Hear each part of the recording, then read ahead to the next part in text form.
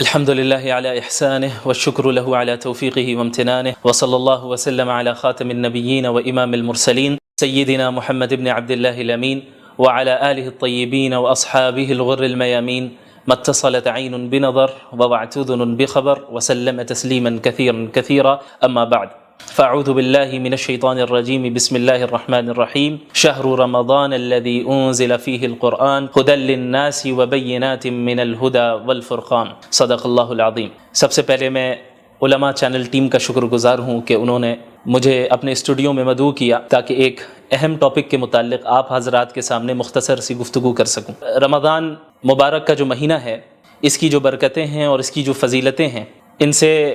ہر ایک مسلمان واقف ہیں. آپ صلی اللہ علیہ وسلم کی احادیث میں اور اس سے پہلے خود قرآن کریم میں اس مبارک مہینے کی فضیلتوں کو بیان کیا گیا ہے. جہاں اس مبارک مہینے کی مختلف فضیلتیں ہیں، انہی میں سے ایک خاص فضیلت اس مہینے کو جو حاصل ہے وہ یہ ہے کہ قرآن کریم کے نزول کی ابتدا اسی مہینے میں ہوئی. اسی لیے قرآن کریم میں اللہ رب العالمین نے سورۃ البقرہ میں فرمایا کہ رمضان کا مہینہ ہے جس میں قرآن کریم کو نازل کیا گیا، جو کہ تمام انسانیت کے لیے ہدایت نامہ ہے. تو ہمیں اس آیت سے معلوم چلا کہ رمضان کے مہینے کا قرآن کریم سے اور قرآن کریم کا رمضان کے مہینے سے ایک گہرا تعلق ہے، ایک گہری نسبت ہے. اس نسبت کو سمجھنے کے لیے ہمیں قرآن کریم کے نزول کے مقصد کو سمجھنا ہوگا کہ آخر قرآن کریم کے نزول کی ضرورت ہی کیا تھی، اور اللہ رب العالمین نے اپنے آخری نبی محمد الرسول اللہ صلی اللہ علیہ وسلم پر اس مبارک کلام کو کیوں نازل کیا. اس کا جواب بھی قرآن کریم میں ہی موجود ہے. اللہ رب العالمین نے فرمایا کتاب انزلناہ الیک مبارک لیدبروا آیاتہ ولیتذکر اولو الالباب، کہ یہ وہ مبارک کتاب ہے جسے ہم نے نازل کیا تاکہ لوگ اس مبارک کتاب میں تدبر کر سکیں، غور و فکر کر سکیں اور عقل والے اس سے نصیحت حاصل کر سکیں. ان ھذا القرآن یہدی للتی ہی اقوم، یقیناً یہ قرآن کریم ایک ایسی کتاب ہے جو بالکل سیدھے راستے کی طرف رہنمائی کرتی ہے اور ہدایت دیتی ہے. لہٰذا ہمیں معلوم چلا کہ قرآن کریم کے نزول کا مقصد تمام انسانیت تک ہدایت پہنچانا ہے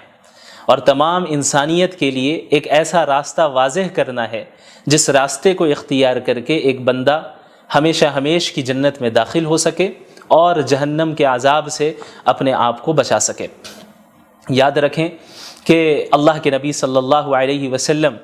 تلاوت کلام اللہ اور قرآن کریم کو پڑھنا، اس کا دور کرنا، اسے سمجھنا، اس کی تعلیم دینا تو پورے سال آپ صلی اللہ علیہ وسلم کا یہ معمول تھا. لیکن رمضان المبارک میں مزید اہتمام کے ساتھ آپ صلی اللہ علیہ وسلم اس عمل کو انجام دیتے، یہاں تک کہ حضرت جبریل علیہ السلام ہر سال رمضان کے مہینے میں آپ صلی اللہ علیہ وسلم کے پاس تشریف لاتے اور قرآن کا دور ہوتا.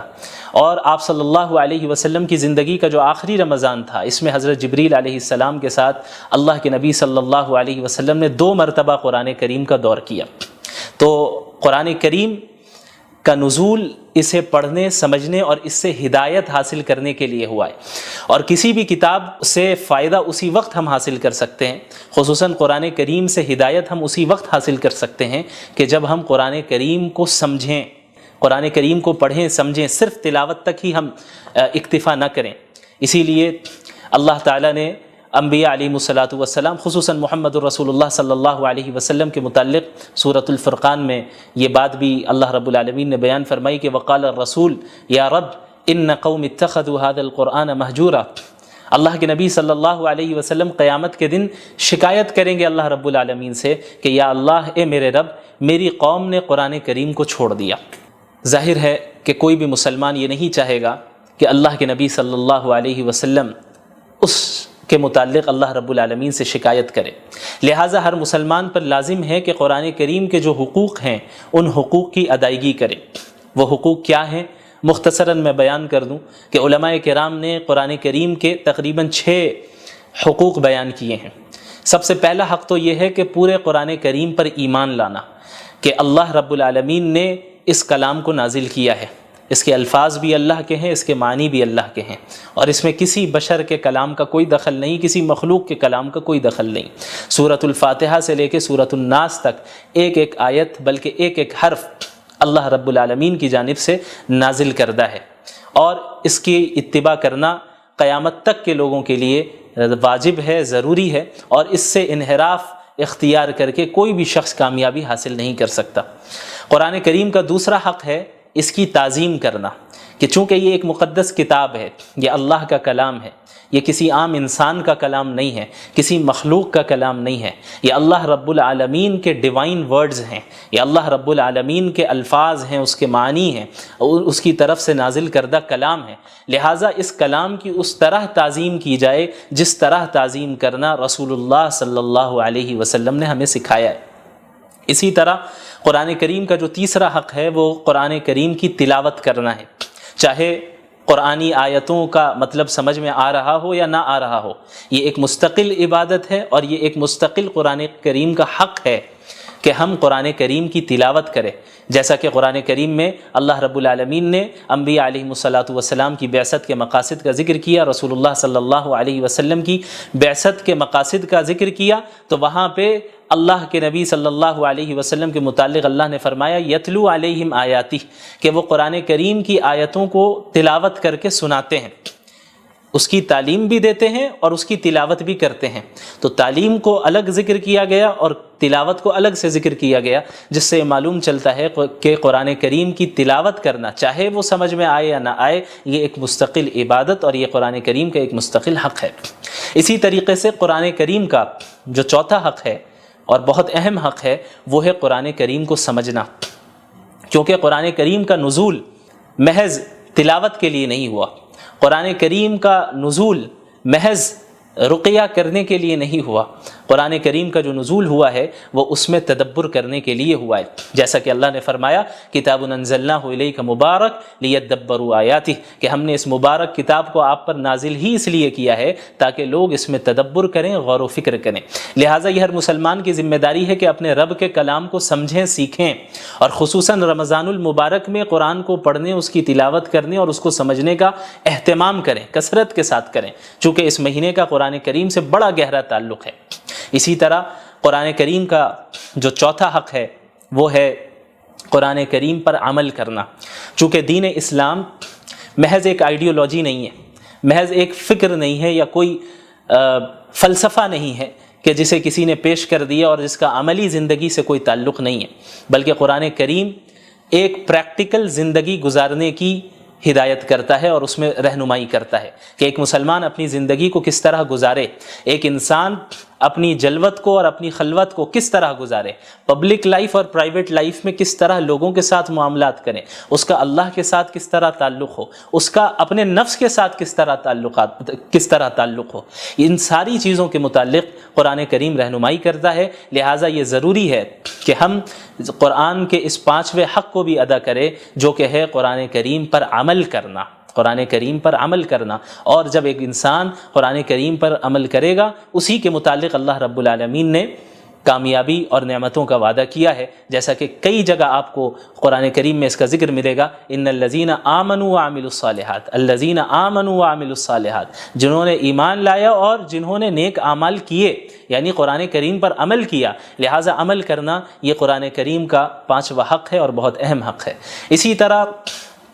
قرآن کریم کا جو چھٹا حق ہے، جو کہ علماء کرام نے بیان کیا ہے، اور یہ بھی بہت اہم ہے، ان حقوق میں سے ہر ایک حق اپنی جگہ پہ اہمیت کا حامل ہے اور ان سب کو ادا کرنا ضروری ہے۔ جو چھٹا حق ہے قرآن کریم کا وہ ہے اس قرآن کریم کی تبلیغ کرنا۔ یا ایھا الرسول بلغ ما انزل الیک من ربک، یہ حکم سب سے پہلے اللہ رب العالمین نے محمد الرسول اللہ صلی اللہ علیہ وسلم کو دیا، اور محمد الرسول اللہ صلی اللہ علیہ وسلم کے واسطے سے تمام امت مسلمہ کو دیا۔ اللہ رب العالمین نے فرمایا کہ اے رسول، آپ کے رب کی طرف سے جو کچھ آپ پر نازل ہو رہا ہے اس کی تبلیغ کریں، اسے دوسروں تک پہنچائے، کیونکہ دین اسلام محض کوئی نسلی مذہب نہیں ہے، جس طرح یہودیت ہے جو کہ ایک نسلی مذہب ہے۔ قرآن کریم اور دین اسلام اس طرح نہیں ہے، دین اسلام کا دروازہ تو ہر ایک کے لیے کھلا ہے، جو بھی ایمان قبول کر لے، جو بھی اسلام میں داخل ہو جائے، جو بھی قرآن کو سچا کلام مان لے، جو بھی صحیح عقائد اختیار کر لے، اعمال صالحہ کرے، اس کے لیے جنت کا وعدہ ہے، اس کے لیے اللہ کی نعمتوں کا وعدہ ہے۔ تو یہ جو امت ہے، امت مسلمہ، یہ امت دعوت ہے، جیسا کہ سورۃ البقرہ میں اللہ نے فرمایا کنتم خیر امت اخرجت للناس، کہ تم وہ امت ہو جسے تمام انسانوں کے لیے نکالا گیا، محض مسلمانوں کے لیے نہیں، محض مخصوص خاندان کے لیے نہیں، محض مخصوص علاقے والوں کے لیے نہیں، للناس اللہ نے فرمایا کہ تمام انسانیت کے لیے اللہ رب العالمین نے اس امت کو بھیجا ہے۔ تأمرون بالمعروف وتنہون عن المنکر، کہ تم انہیں نیکیوں کا حکم دو اور برائیوں سے روکو، وتؤمنون باللہ، اور تم ایک اللہ پر ایمان رکھو۔ لہٰذا قرآن کریم کا یہ چھٹا حق ہے کہ ہم قرآن کریم کی تبلیغ اور اس کی اشاعت کریں، تمام اقوام عالم تک قرآن کریم کے پیغام کو پہنچائیں اور اس فریضے کو ادا کریں جو فریضہ اللہ کے نبی صلی اللہ علیہ وسلم کو اللہ تعالیٰ نے دیا، اور اللہ تعالیٰ کے نبی صلی اللہ علیہ وسلم نے خصوصاً حجۃ الوداع کے موقع پہ امت مسلمہ کو سونپا، اور آپ صلی اللہ علیہ وسلم نے فرمایا تھا کہ فَلْيُبَلِّغِ الشَّاهِدُ الْغَائِبُ، تم میں سے جو بھی موجود ہے میری بات ان تک پہنچا دے جو یہاں پر موجود نہیں ہیں۔ تو یہ سلسلہ تبلیغ کا اور قرآن کریم کی اشاعت کا عہد نبوی سے جاری رہا، یہاں تک کہ آج اس صدی میں بھی ہم تک اسی طرح قرآن کریم پہنچا، اپنی تمام تفصیلات کے ساتھ، تمام تفسیر کے ساتھ، تمام تشریح کے ساتھ، اور اب یہ ہماری ذمہ داری ہے کہ قیامت تک کے لوگوں کے لیے ہم اسے جاری رکھیں اور اس کے پیغام کو عام کریں۔ تو جب ہم قرآن کریم کے نزول کے حقیقی مقاصد کو سمجھیں گے اور قرآن کے حقوق کو سمجھیں گے تو قرآن کریم کے ساتھ وقت گزارنے میں بھی ہمیں لذت محسوس ہوگی۔ خصوصاً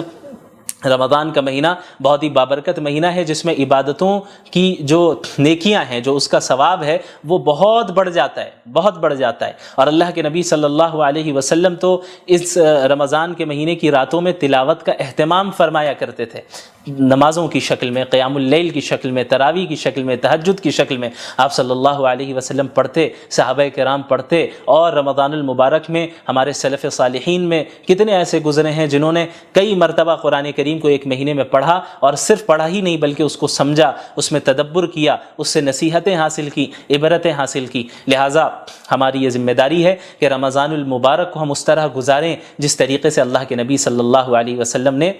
گزارا۔ یہاں تک کہ بعض سلف صالحین کے معمول کا ذکر ہوتا ہے کہ بڑے بڑے محدث جو پورے سال حدیث کا درس دیا کرتے تھے، جب رمضان المبارک کا مہینہ شروع ہوتا تو حدیث کے دروس، فقہ کے دروس، ساری چیزوں کو موقوف کر دیتے اور مکمل طور پہ اپنے آپ کو قرآن کریم کے درس، قرآن کریم کی تدریس کے ساتھ مشغول کر دیا کرتے ہیں، اس کو پڑھنے اور اس کو پڑھانے میں اپنے آپ کو مصروف رکھتے کہ چونکہ اس مبارک مہینے کا قرآن کریم سے بڑا گہرا تعلق ہے، لہٰذا اس مبارک مہینے میں ہم زیادہ سے زیادہ قرآن کریم کے ساتھ ہی وقت گزاریں گے۔ اللہ رب العالمین ہم سب کو ان باتوں پر عمل کرنے کی توفیق عطا فرمائے۔ وآخر دعوانا ان الحمد للہ رب العالمین، والسلام علیکم ورحمۃ اللہ وبرکاتہ۔